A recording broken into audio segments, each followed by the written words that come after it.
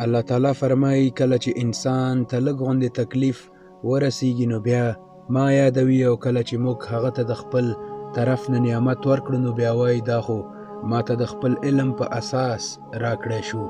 نه، داسې نه ده، بلکې دا ازموینه ده، خو زیاتره خلک نه پوهیږي. همدا خبره له دوی نه مخکې تېره شوو خلکو کړې ده، خو څه چې هغوی ګټل د هغوی هیڅ په درد ونه خوړل، او بیا هغوی د خپلو اعمالو بد انجام ته ورسېدل. او په دې خلکو کې چې هم څوک ظالمان دي هغوی به هم ډیر زر خپل انجام ته ورسیږي، او دوی زموږ عجزه کوونکي نه دي.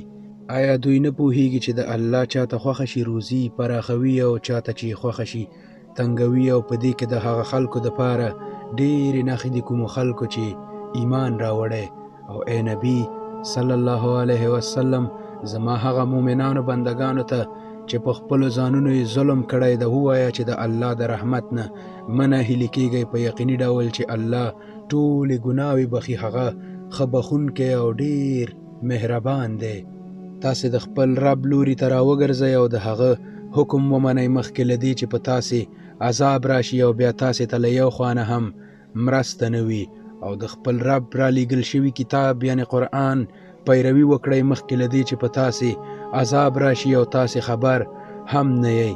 او داسې نه چې بیا څوک وروسته ووایي افسوس زما په هغه خطا چې ما د الله په شان کې کړې وه، بلکې زه خو په ملنډو وهونکو کې شامل وم. او یا ووایي ای کاش چې الله ما ته هدایت کړی وای، نو نن به زه هم له پرهیزګارانو څخه وم. او یا د عذاب په لیدو سره ووایي ای کاش چې ما ته یو فرصت بل هم په لاس راشي، نو زه به هم د ښه عمل کوونکو څخه شم. خو په هغه وخت کې به جواب ورکړی شي ولې تا ته خو زما آیاتونه درغلي ول، خو تا هغه دروغ وګڼل او تکبر دې وکړ، او ته له ګمراهانو څخه شوې. نن چې کومو خلکو د الله پورې دروغ تړلي دي، د قیامت په ورځ به یې ته ووینې چې مخونه به یې تور وي.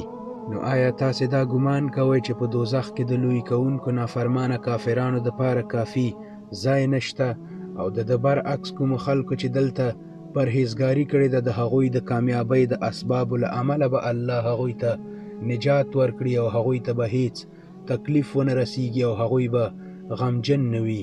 الله د هر شي پیدا کوونکی او هغه د هر شي ساتونکی دی.